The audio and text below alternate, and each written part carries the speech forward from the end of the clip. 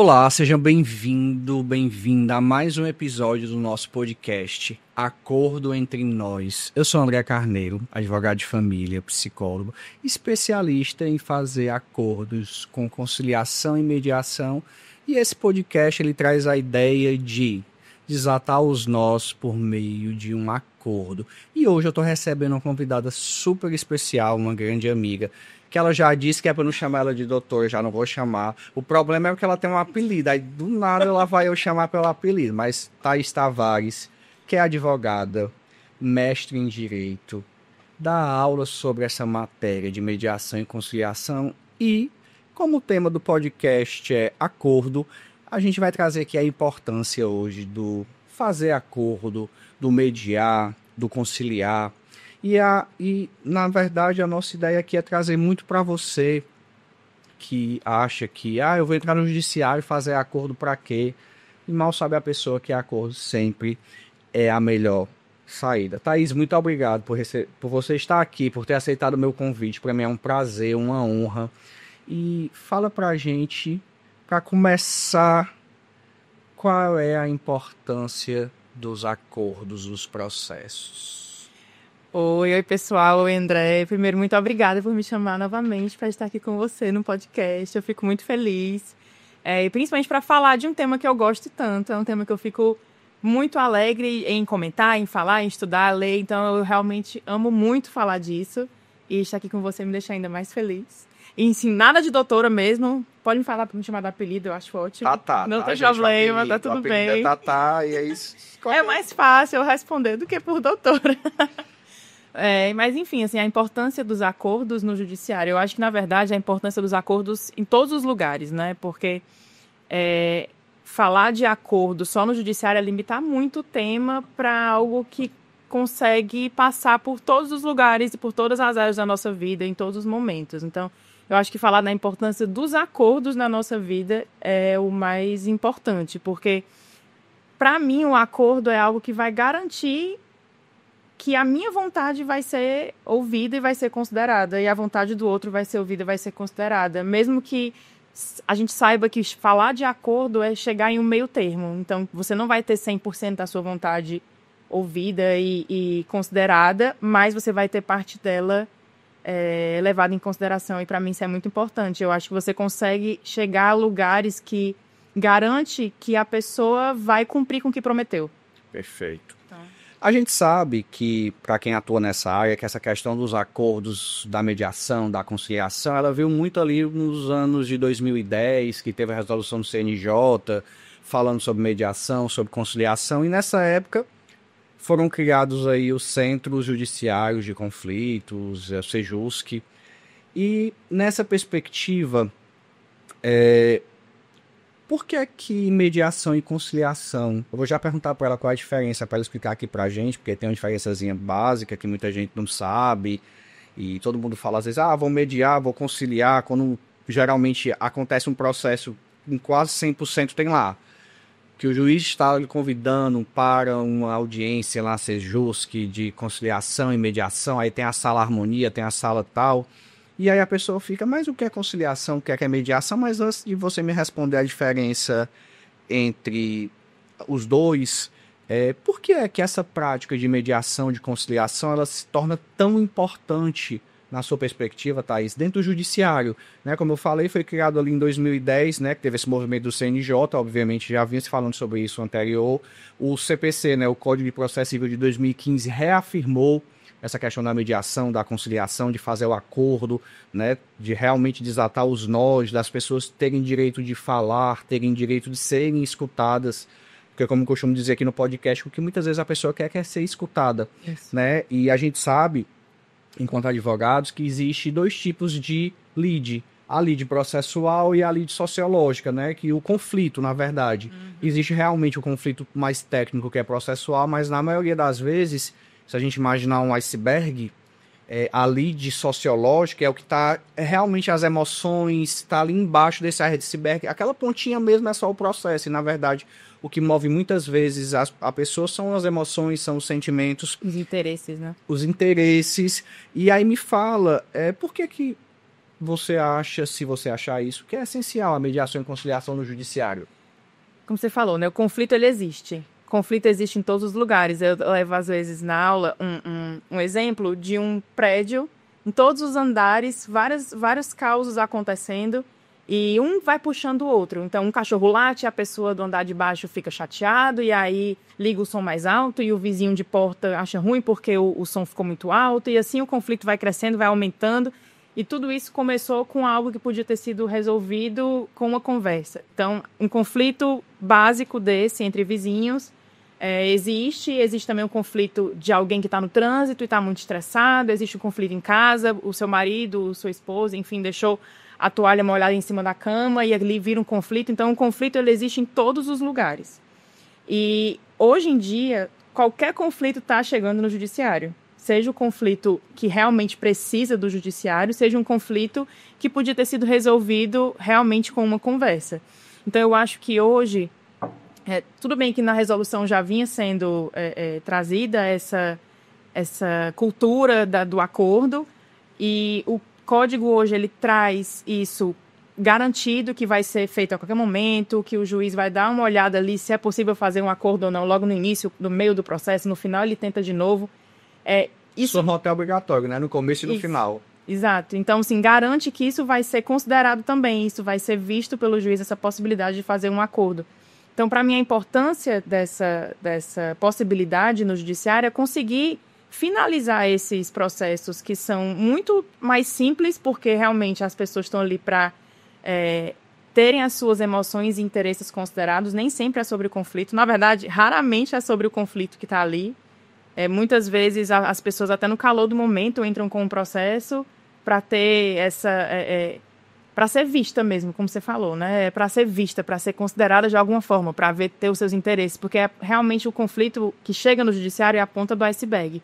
Quando você começa a cavar, e isso é possível ser feito em uma mediação e uma conciliação, é quando você consegue ver tudo que está por trás. Porque se você se limita ao que está escrito no processo, que é o que o juiz vai fazer, porque não dá tempo, é muita coisa, tem muitos processos. O juiz vai aplicar a técnica, né? Ele não vai estar preocupado com o sentimento, com a emoção, e eu acho, interrompendo um pouco, que a questão da mediação e da conciliação traz essa oportunidade de fala. Eu falei aqui em outros programas que muitas vezes o cliente ele só quer ser escutado. Exato. Ele fala assim para mim, doutor, mas eu quero ir para a audiência do juiz e me escutar. E a gente sabe que na prática, no dia a dia, o juiz não tem essa paciência e nem a função dele tá escutando a parte. Na verdade, ele vai ser ateu, o que é que tem que ser provado. É isso, é aquilo. Então, eu vejo muito essa dor nos clientes de uma forma geral, principalmente na série do direito de família, o direito de sucessões, de o juiz não ter escutado. E, na verdade, gente, não é obrigação do juiz escutar as nossas emoções. Ele tem a obrigação de escutar aquilo que vai ajudar ele a dar uma sentença no processo, a ver as provas que tem no processo. E aí eu trago que melhor que uma sentença é uma boa conversa, conduzida com técnica, conduzida com respeito às partes. E aí vem nessa perspectiva, Tata, fala pra gente qual a diferença da mediação e conciliação. Se chegasse um cliente lá no seu escritório agora, bem simples, sem muito entendimento, e aí ele perguntou, chegasse, doutor, eu recebi aqui uma notificação, como eu falei, é muito comum receber essa primeira notificação para ir para a Sejusc, da mediação, da conciliação, recebi aqui uma notificação falando que mediação e conciliação, o que é isso? Qual é a diferença? Me explica aí. Engraçado que eu dizia no primeiro dia de aula, para as turmas que eu dei aula até hoje, eu sempre disse, se vocês saírem daqui sabendo só a diferença entre mediação e conciliação, isso já facilita 100% do dia a dia quando vocês estiverem formados e vocês forem advogados atuantes, porque é uma dificuldade, porque é algo realmente muito simples, só que no dia a dia você acaba misturando os conceitos e não consegue separar por conta dessa simplicidade que está na diferença. A mediação, eu vou começar pela diferença, depois eu digo o que é que parece mais, né? A mediação, ela é mais indicada para casos que as relações são continuadas. Conciliação e mediação, ambas são formas de resolução de conflitos. Tem várias outras, mas a gente vai falar dessas duas. E elas são formas de resolução de conflitos baseadas em ouvir a outra parte, uma parte ouvir a outra. Ninguém nem chama de parte, na verdade, porque é bem realmente mais informal. As audiências não são gravadas. Não são gravadas, tem a parte da confidencialidade, do sigilo. quem está ali não pode nem ficar atuando como advogado contra o outro depois. Enfim, tem uma série de regras. E essas regras são colocadas nas duas, né? São aplicadas às duas. Mas a mediação, ela é mais indicada em casos de relações continuadas. Então, casos de família, vizinhos, amigos, qualquer situação que tenha um conflito entre duas pessoas que querem manter um relacionamento contínuo, ela é indicada. E o principal, a pessoa que vai ser o mediador, ele vai ser imparcial e ele não vai dar opinião. Ele vai facilitar o diálogo entre quem está envolvido. Então, ele vai sentar ali, vai facilitar, vai traduzir, vai aplicar inúmeras técnicas que são aprendidas durante tanto os cursos, se for mediação judicial, como outros livros e outros locais que ele pode ter acesso às técnicas. Então, perguntas abertas, traduzir o que a pessoa falou em outras palavras para facilitar o acesso à informação para o outro. Enfim, inúmeras outras técnicas que eles podem aplicar, mas ele não vai dar opinião. Ele vai tentar fazer a pessoa chegar a uma ideia de acordo para ela passar para o outro sem que isso seja a opinião dele. Seria a ideia de traduzir o que as pessoas estão falando numa linguagem mais clara para que quem estivesse naquela mesa, que muitas vezes, né, feito numa mesa redonda, numa mesa oval, justamente para tirar aquela ideia de audiência e etc. Então, seria a tradução do que as pessoas estão falando, estimulando o acordo, mas sem dar opinião. Isso, até porque, tu imagina, chega num lugar que tá todo mundo estressado, que tá todo mundo ali pronto para brigar, você quer estar certo, você quer mostrar que o seu lado é o correto, que você tem que ganhar, porque a ideia do perde-ganha, ela é a ideia que ainda pouco... Tá, a gente está conseguindo mudar isso, mas ainda é aqui, tá ganhando aí em todo lugar. A gente fala que na conciliação e mediação a ideia do ganha-ganha. Os dois ganham. O mundo ideal, né? Mas aí essa história do ganha-ganha também tem um ponto, porque a pessoa acha que vai ganhar 100%. E não é isso, é você sair sem ter uma decisão dada por alguém que é aquela que você não queria, talvez você não conseguisse ficar feliz com um pedido de desculpas. Eu costumo dizer que é melhor um acordo numa mediação ou numa conciliação do que a sentença do juiz, porque com certeza a sentença vai desagradar as duas partes, na maioria das vezes, ou se não uma parte mais do que a outra. Então, no acordo, é melhor eu decidir o que vai me desagradar as duas partes, ali, ou as partes envolvidas, do que deixar que um terceiro decida, né? Como diz uma amiga nossa que fala, se eu não decidir, alguém vai decidir por mim. Exatamente. Então, a questão do acordo vai muito... Patrícia, lembrei de você aqui, tá? Essa frase eu sei que você usa bastante. Então, se a gente não decidir, a gente vai deixar que um outro decida. Seja o juiz, seja alguém no nosso lugar. Então, é muito nessa perspectiva de solucionar o conflito com decisões nossas. Mas, e na conciliação? Como é que acontece? Na conciliação também tem toda essa parte da imparcialidade, de ser um terceiro que não tem vínculo com as partes, de ser alguém que vai estar ali para facilitar também o diálogo, porque também tem essa questão de que as pessoas acham que na mediação e na conciliação, você vai chegar lá e falar o que lhe levou até o judiciário, mas nas duas é feito isso. Nas duas o ideal é você, como autor, como requerido, chegar e informar o que lhe levou até o judiciário, o que é que você acha da ação, você trazer ali as suas dores e colocar na mesa para tentar resolver. Mas a conciliação ela é mais indicada para quando for algo mais pontual, um conflito mais pontual. Alguém bateu no seu carro, problemas com companhias aéreas, com transportadoras, enfim, esses casos mais pontuais, geralmente com empresas, ou então com pessoas que você não tem nenhum tipo de vínculo e nem tem vontade de manter o vínculo.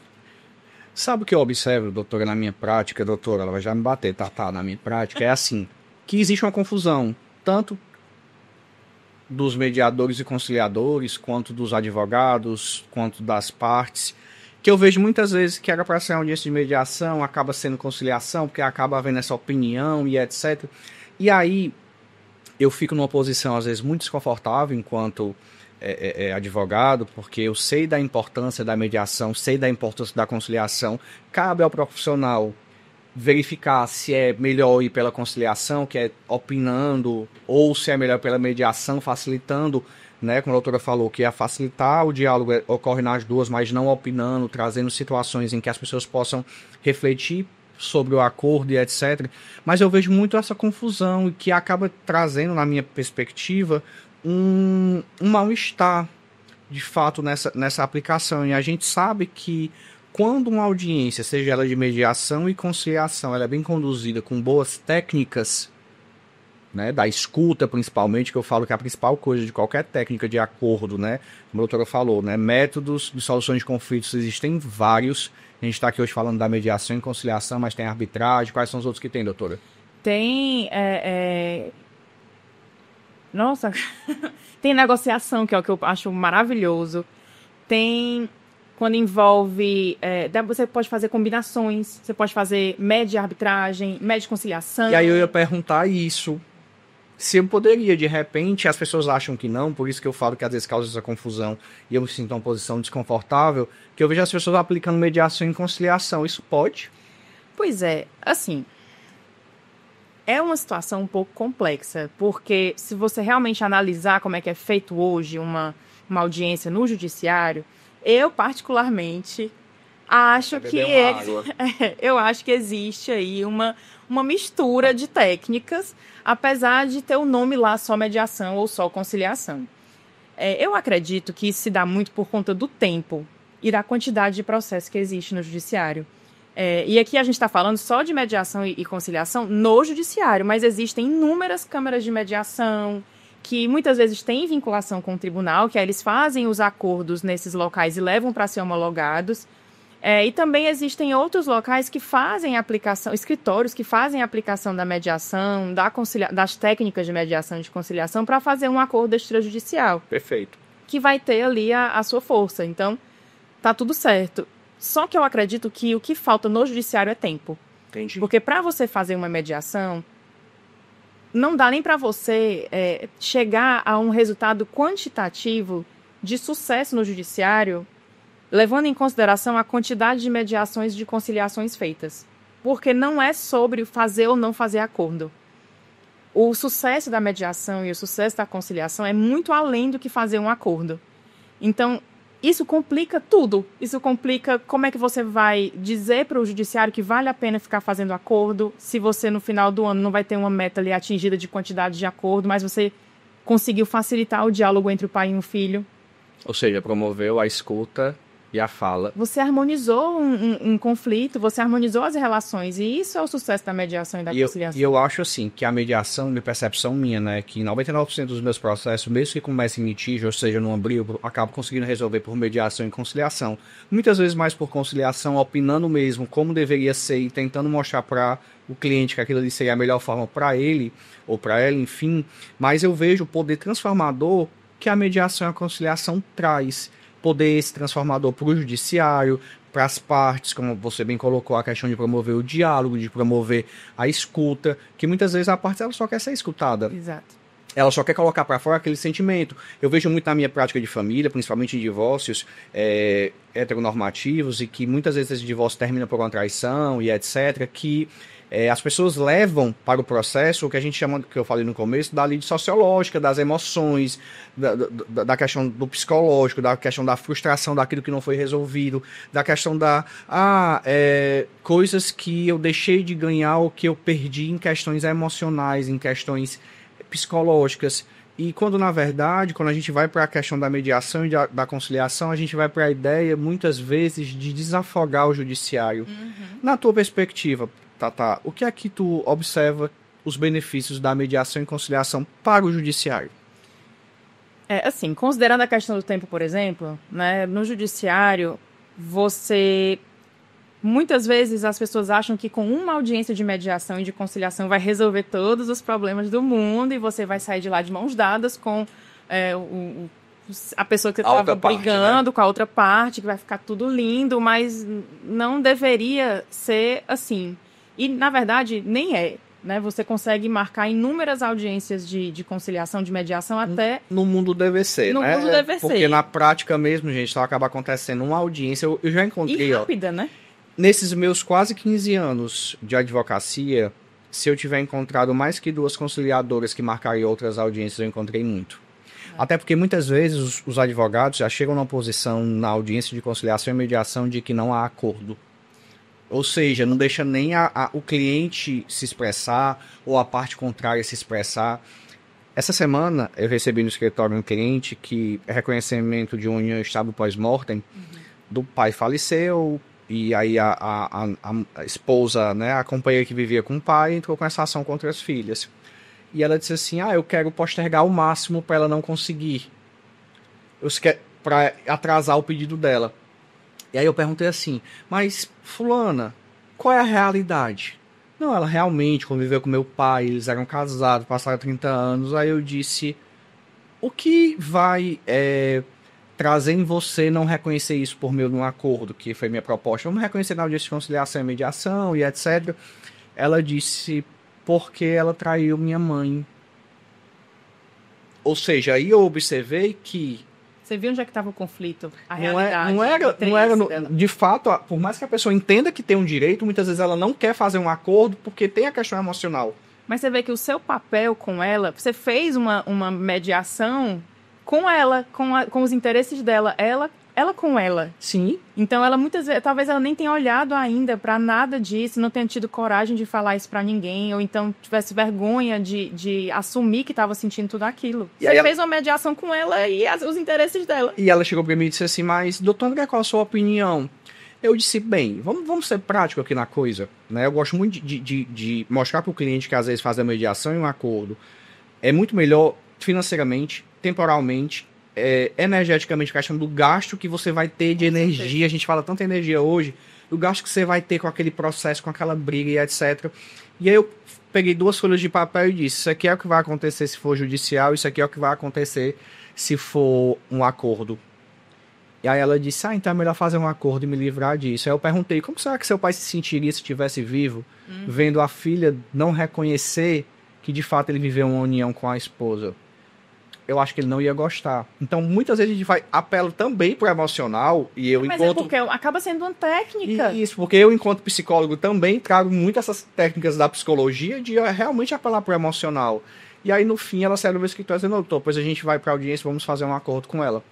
Ou seja, muitas vezes o papel do advogado é trazer, é estudar. Eu sei que nem todos os colegas, né, são psicólogos como eu, obviamente. Eu fiz uma segunda faculdade que veio muito dessa ideia do direito de família. Quando eu comecei a atuar bastante, que eu via, eu dizia, gente, mas não pode, as pessoas brigam, não é pelo processo, é outra coisa. E eu, por mais que eu tenha feito vários cursos de mediação, de conciliação, ainda não me sentia ainda preparado para trazer realmente essa visão de mostrar e etc. Então, eu observei muito, Tatá, nessa minha prática desses últimos anos, né, dessa última década, que o papel do advogado é fundamental, tanto para estimular o conflito, quanto para acabar com o conflito. Mas sabe o que acontece? Eu amo a definição de advogado como resolvedor de problemas.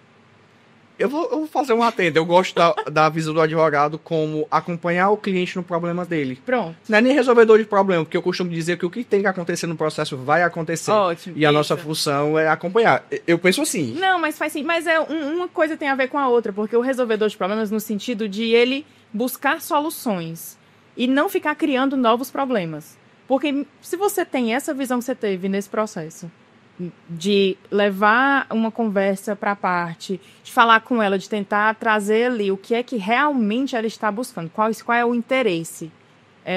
Uma negociação já foi feita ali com ela, com os interesses dela, e essa conversa, e ela conseguir chegar nessas conclusões, que ela chegou sozinha, você foi acompanhando essa jornada dela até essa ponta até o fundo do iceberg, né? Ela só estava ali com a pontinha do iceberg aparecendo. Claro que de uma forma muito aparente, porque eu precisaria muito mais fundo, mas ali eu já identifiquei qual era o problema, não era?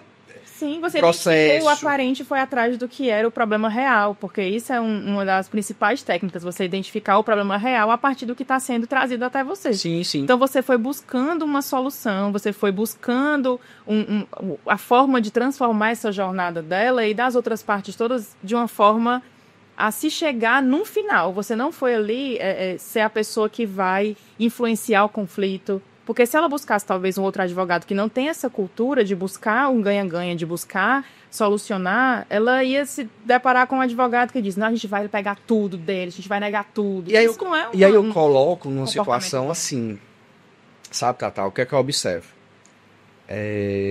Quando eu cheguei para essa cliente, esse tempo foi tão recente, foi essa semana, inclusive, nós estamos agora em setembro, foi essa semana. E aí, ela olhou para mim e disse assim, mas doutor, se a gente for brigar, o doutor vai ganhar muito mais honorários. Aí eu disse, eu sei que eu vou ganhar mais, bem mais, porque para fazer só audiência de só não, né? Para só ir lá, conciliar e mediar diante de todo o processo, tem um custo efetivo muito menor do que fazer defesa, ir para audiência de instrução, petições diversas. Aí ela disse, olhou para mim e disse assim, gostei do doutor porque o doutor é sincero. Porque talvez outros chegassem, não, vamos brigar, realmente você deve, não deve reconhecer e etc.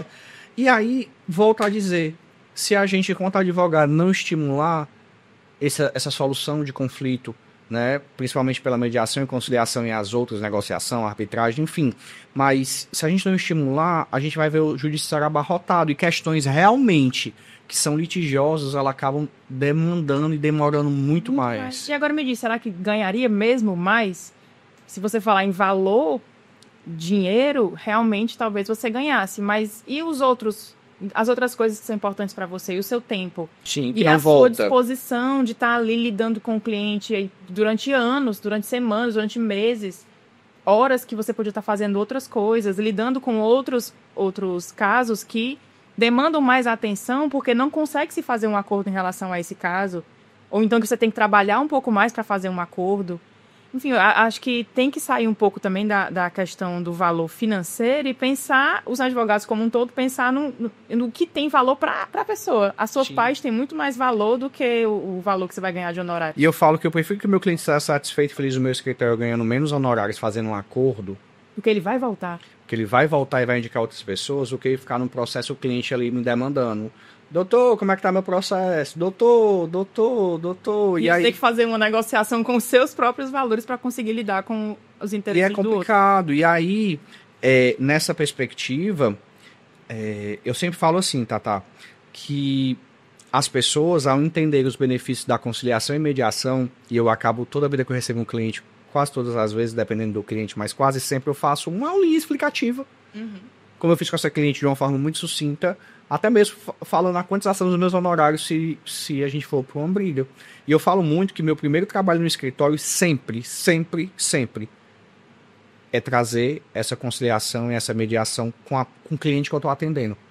E eu sempre começo por isso, né? Que eu falo, como você bem colocou, que eu achei super interessante, mediando o cliente com ele mesmo, conciliando o cliente com ele mesmo, negociando o cliente com ele mesmo, mostrando vantagens e desvantagens, que é uma técnica muito utilizada na psicologia. Quais as vantagens disso? Quais as desvantagens? E eu acho que o papel do advogado é trazer isso para o cliente na perspectiva do ganha-ganha. O que é vantajoso, o que é que não é, como é que eu vou expressar isso para o cliente. E eu acho muito bacana que, assim, a gente que atua muito nessa seara de família, de sucessões, e enfim, acaba conhecendo como é que os juízes funcionam. A gente sempre fala assim, eu sempre digo assim, ó, nessa vaga aqui é juiz tal ou juiz tal. Se for juiz tal, vai acontecer, assim, numa perspectiva emocional, isso ou aquilo. Então, muitas vezes eu consigo mostrar para o cliente que o acordo é melhor, trazendo também essa ideia do conhecimento de como o juiz se porta, de como é a decisão daquele juiz naqueles casos. Então, eu falo que o acordo, né, entre os nós que a vida existe, que entre as pessoas acaba trazendo esse local de conforto, esse local de muita paz, de pacificação social, que é a nossa função enquanto advogado. E outra, a gente não foi treinado desde criança a lidar com as nossas emoções. Então, eu acho que a gente vai realmente aprendendo no caminho e tropeçando e caindo, levantando. E algumas pessoas, outras ficam só batendo na mesma porta sem aprender a lidar com essas emoções e acabam se deparando com situações conflituosas desse tipo, que ela é levada a ter que lidar com essa emoção no judiciário da vida, por exemplo. Então, você se deparar com um advogado que vai lhe ajudar a traduzir essas emoções e facilitar esse caminho para você, é o melhor dos mundos, porque você vai conseguir realmente olhar para aquilo, olhar para o que você quer de verdade e conseguir levar para o outro com muita clareza e com muita verdade. Agora, é importante que o outro lado também tenha esse mesmo comportamento, porque se você tiver de frente para um advogado que não tem esse olhar, que não tem essa visão, que não quer de jeito nenhum buscar um acordo, que quer realmente só brigar, aí você vai ter que aprender a negociar com ele, para levá-lo para um lugar de tentar fazer um acordo, de abrir um diálogo, isso realmente acaba demandando um pouco mais de energia sua, mas que não é impossível. Só que você vai precisar usar mais técnicas para conseguir chegar nesse local. E o que eu vejo muito, Tata, é que os colegas muitas vezes não sabem precificar o mediar, o conciliar e o processo. E muitas vezes, como até em outro episódio que eu tive aqui falando sobre planejamento sucessório e a questão do inventário, a gente acaba indo para um local dizendo assim, eu vou ganhar mais. Mas só que às vezes é tanto litígio que o que você cobrou ali não compensou mais financeiramente. Eu costumo dizer que no acordo você cobra um valor, resolve o acordo. Obviamente há a possibilidade de não haver acordo, tanto é que no meu trabalho eu faço muito assim. Eu cobro X para tentativa de acordo. Se eu não conseguir, cobro mais Y para ir com o litígio. E aí fica algo justo. Mas eu percebo que muitas vezes, quando eu não sabia precificar, enquanto advogado, eu acabava tendo muitos prejuízos, porque eu achava que o processo que era litigioso ia me dar uma vantagem financeira maior e que acabava que não trazia, né? E eu vejo muito, por exemplo, no meu escritório, que eu trabalho principalmente com mulheres, que é meu público principal, a questão de divórcio, a questão de pensão alimentícia, que na verdade todas as vezes o acordo sempre beneficiou, porque como você falou, o acordo, seja ele por mediação, por conciliação, que na minha percepção o que importa é fazer o acordo. E a técnica que vai ser utilizada para demonstrar qual é o acordo não é a obrigação nossa enquanto advogado, mas talvez a obrigação do judiciário realmente aplicar corretamente. E como você bem disse, existe um problema da falta de tempo. Muitas vezes não tem tempo para as audiências de conciliação e mediação acontecerem. Você não precisa resolver em uma só. Vamos usar a mediação de exemplo.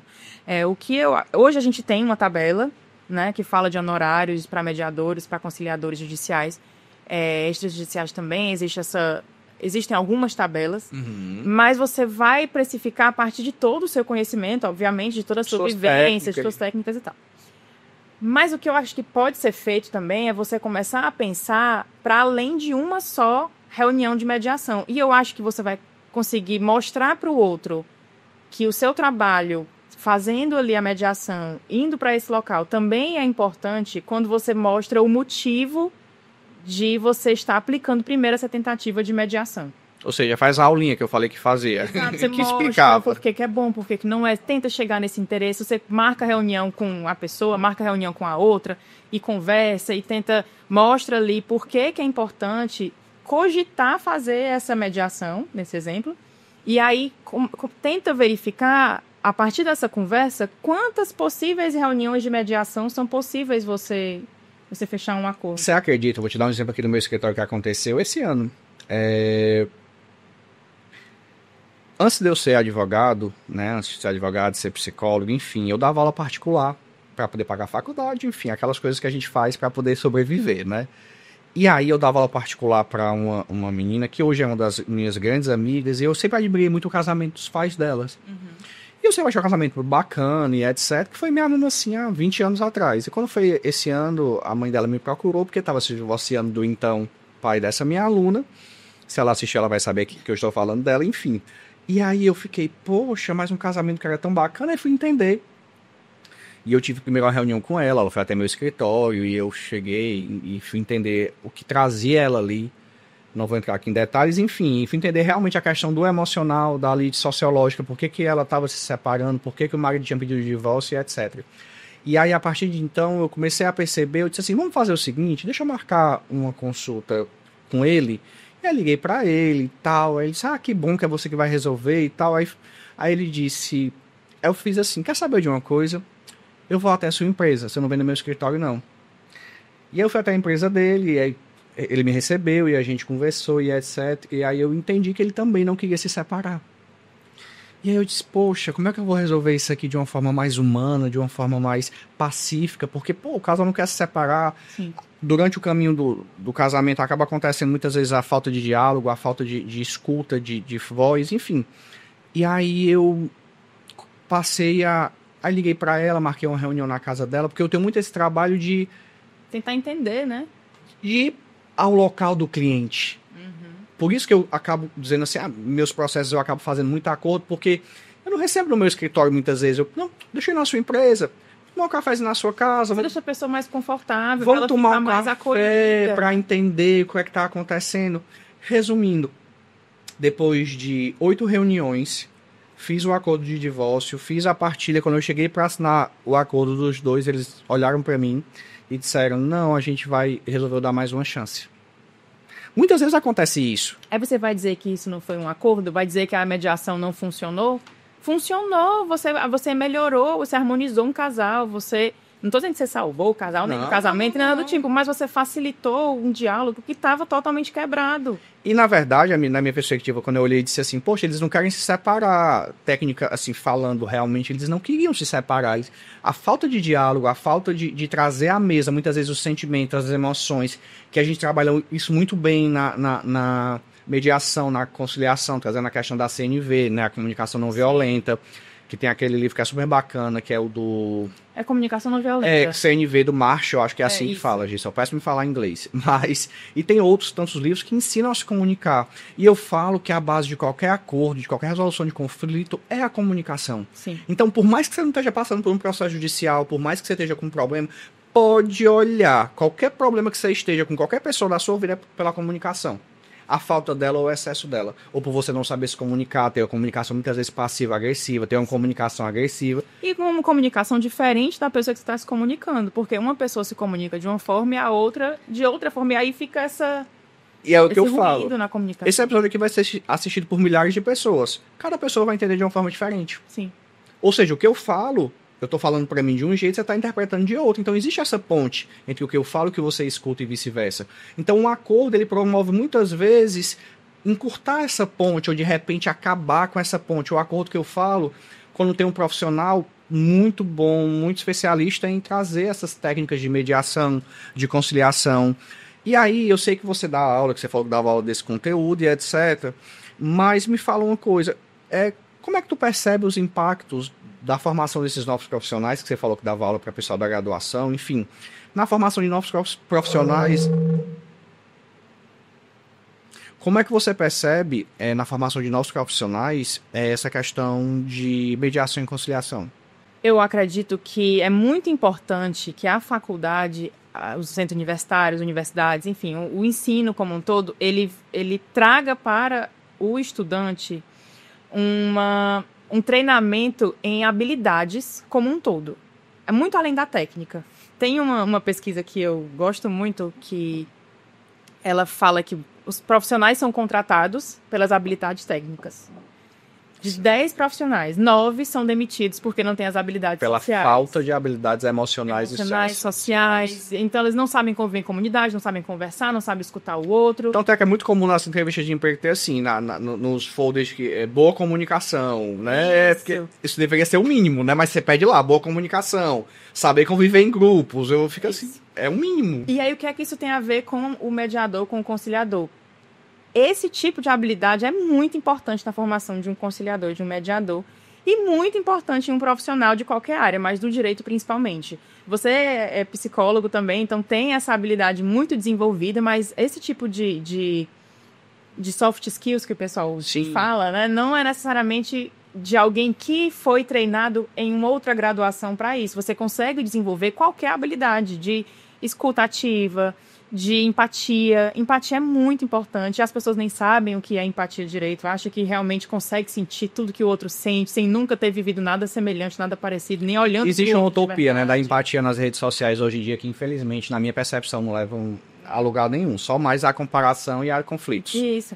Então, você consegue desenvolver todas essas habilidades, e essas habilidades na faculdade, a partir da pesquisa, a partir do ensino, a partir de projetos de extensão.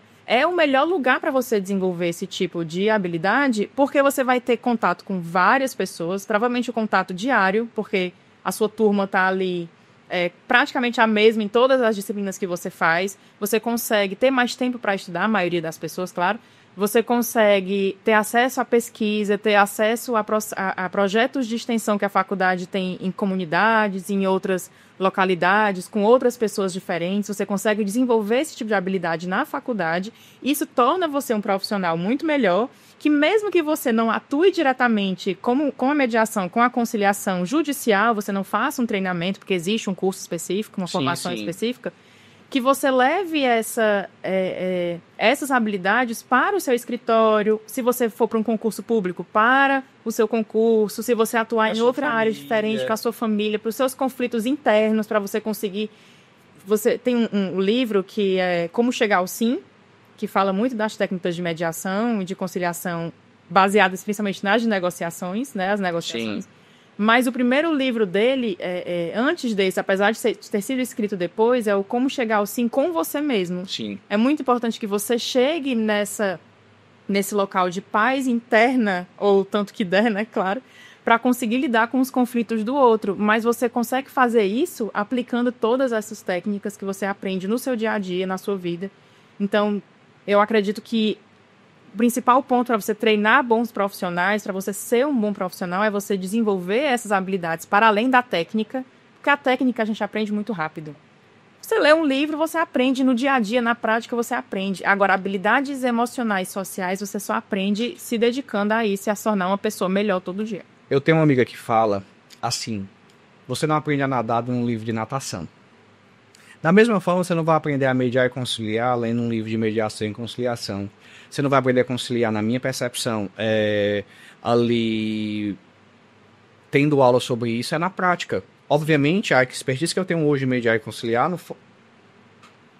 quase 15 anos de advocacia, sempre fui muito interessado nesse tema e etc. E a gente vai aprendendo, obviamente, como eu negocio hoje, não é como eu negociava 5 anos atrás. E aí depois veio a faculdade de psicologia, veio outros cursos, veio essas questões. E o que eu vejo muito, Tatá, é a resistência da mediação e conciliação, como a gente já colocou, e eu vou aqui fazer um apanhado, que pelos nossos próprios colegas, advogados. E muitas vezes, e aí me perdoem, a falta de preparo também dos mediadores e conciliadores. Vejo muito. Sim. Muito, muito. Eu, como trabalho nessa área de direito de família, que é primordialmente a audiência de mediação ou conciliação, ou as duas, enfim, eu vejo muito mediador e conciliador judicial despreparado. Eu acho que é um assunto que precisa ser tocado. Porque não é só fazer o curso que o CNJ determina. E tem até uma das formas do curso, ele fala que você tem que ficar se atualizando a cada 2 anos. Então você precisa, não dá para você fazer um curso de 140 horas, poucas horas, e 60 horas de estágio ali no judiciário, enfim, e achar que você vai fazer uma mediação com uma família inteira de vários irmãos brigando num processo de inventário. Não tem como você achar que vai conseguir eu preciso aqui fazer essa crítica ao judiciário, e eu faço com muita, peço aí, como diria no bom latim data venia, com muita permissão, que de fato o judiciário precisa olhar para isso, que essa formação ela precisa ir além, precisa haver um acompanhamento, precisa haver, André, mas tem supervisão, que muitas vezes não funciona. Como eu disse, nesses anos todos de advocacia, eu quase certeza só foram 2 mediadoras que fizeram mais que uma audiência. Que realmente escutaram, que realmente fizeram aquela ideia de separar as partes, que realmente depois juntaram. Poxa, quantos processos em 15 anos eu não tenho, quase 15 anos de advocacia eu não tenho em relação a isso? E você não vê a aplicação correta. E aí, Tatá, como é que a gente poderia, você já falou aqui a gente já falou aqui a questão da capacitação do advogado, a questão do conhecimento, a questão do judiciário, mas teria mais alguma alternativa para fomentar a importância de fazer acordo, independente do método de solução de conflito que seja? Eu acho que essa cultura do acordo ela tem que ser incentivada desde a escola. Eu tive acesso a muitos professores que trabalharam muito com mediação escolar, com levar essa visão da possibilidade de resolver os problemas ali entre as crianças com outro olhar e não chamando a mãe na coordenação. Então, levando essa visão, estimulando a conversa, tentando resolver ali desde criança. E aí você já cresce com essa visão diferenciada de como você resolve os seus conflitos. Eu sei que é uma visão também muito talvez romântica, mas é que eu acho que você... Obviamente que existe a possibilidade de ver resultado na educação de forma imediata, se você for um aluno dedicado, se você for uma pessoa que consegue direcionar mais sua atenção a isso, mas eu acho que o resultado da educação ele vem a longo prazo também. Então... Se hoje muitas pessoas que acreditam nessa nesse poder do acordo, conseguir levar essa visão desde lá na infância e levar isso em outros locais, nas escolas, nos adolescentes, e aí leva isso na faculdade, mostra isso desde a faculdade. Porque eu, por exemplo, quando eu comecei no direito, todo mundo da minha família dizia que eu ia me dar muito bem no direito porque eu gostava de brigar. Que é a cultura que a gente enfrenta, né? Que quem faz direito vai brigar. Então, assim, eu já escutava isso desde sempre. Porque você sempre lutou pelas pessoas. Então, essa visão da briga, ela já vem, você escuta ela entre seus amigos, entre as pessoas que estão ali no seu convívio. Então, talvez mudar essa visão desde a infância, passando nos colégios em todas as idades, mostrando como é que se resolve os conflitos. E aí, na faculdade, também trazer mais essa visão da mediação. A gente hoje já tem uma carga horária um pouco maior, já tem eventos que falam mais da mediação, da conciliação. Mas se você parar para ver, na carga horária da faculdade, não existe uma carga horária que você consegue nem brigar com as outras disciplinas, porque você tem disciplinas do Código Civil, você tem 4, 5 teorias do processo, enfim, a cadeira de Direito Civil, mas não tem a cadeira de mediação, tem 40 horas, 20 horas em um semestre. Então, muito pouco, né? Muito pouco. Então, o que pode ser feito também? Talvez trazer essa visão do acordo para todas as áreas. Você trazer a visão da conciliação, da mediação, da negociação. Não dá para fazer mediação? Faz uma negociação.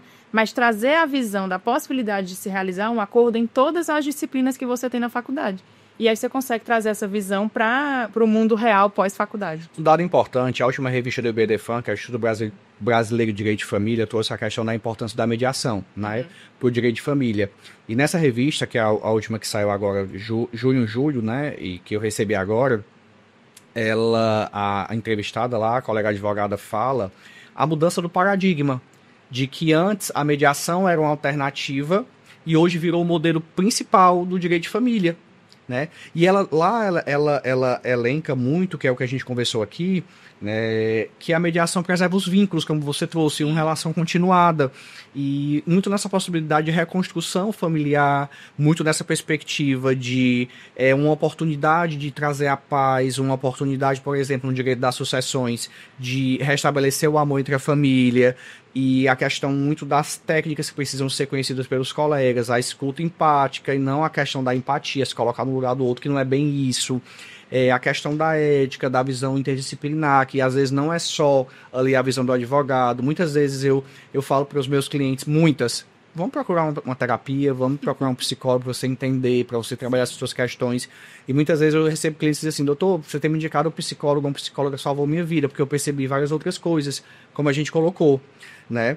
E aí eu falo que o futuro da mediação, da conciliação, do acordo, é um futuro como algo consolidado, essencial, sim, né? E como você colocou muito bem aí, em vez de ser uma disciplina de 20 horas ou de 40 horas, que sejam disciplinas na faculdade de Direito, que sejam primordiais para estimular. Porque a gente a nossa cultura, pelo menos até hoje, direito é para brigar. Você fez direito, você tem que aprender a brigar, você tem que saber quem bate... Tem que ser melhor do que o outro. Quem bate mais forte na mesa, quem grita mais, e é muito engraçado que às vezes eu vou dar algumas entrevistas e aí o repórter diz assim, doutor, é tão diferente a forma que você fala, justamente o que você falou há pouco sobre, de repente, se fosse outro advogado, já vinha na briga, e eu não, vamos olhar para o outro lado, vamos harmonizar aqui a situação. Gente, eu sei que conversar com a Tatá é ótimo, por mim eu passava, né, o dia todo, horas e horas, mas a gente está se encaminhando para o fim desse episódio. Vou trazer ela depois para falar sobre outros assuntos. Tatá, um prazer receber você aqui, muito obrigado, tá? Mais uma vez, né, parabéns pela sua atuação, parabéns pela profissional que você é. Sou muito feliz, para além de tudo, Tatá é uma amiga pessoal minha, tá? E muito, muito obrigado. E deixa uma mensagem final pra gente, onde é que as pessoas podem te encontrar, de repente querem conhecer mais sobre o seu trabalho, e deixa uma mensagem pra gente. Eu que agradeço novamente estar aqui com você, é maravilhoso. Eu fico muito feliz em falar desse assunto, em comentar tudo isso com você. E eu acho que a mensagem principal é que as pessoas busquem educação, sabe? Busquem aprender mais sobre os conflitos internos e externos, né? Os conflitos com os outros, e aprender mais sobre si também. E busquem isso em diversos locais, não só em livros técnicos, mas ler mais ficção, ler mais livros que tragam você para ter essas reflexões também dos seus próprios problemas e buscar autoconhecimento. Para você conseguir lidar com problemas de outras pessoas, você tem que primeiro estar em paz com você. Então, eu acho que desenvolver essas habilidades que estão cada vez mais incentivadas de serem desenvolvidas, a empatia, a escutativa, você lidar com as outras pessoas de forma melhor no seu trabalho, no seu convívio na família. Então, aprender mais sobre si, sobre os outros, é muito importante e eu acho que essa é a mensagem principal para todos os nossos dias. Muito obrigada de novo. E você que está aí, lembre-se que nem sempre justiça é feita por uma sentença. Muitas vezes a justiça é feita por um diálogo. Até o próximo episódio. Obrigado.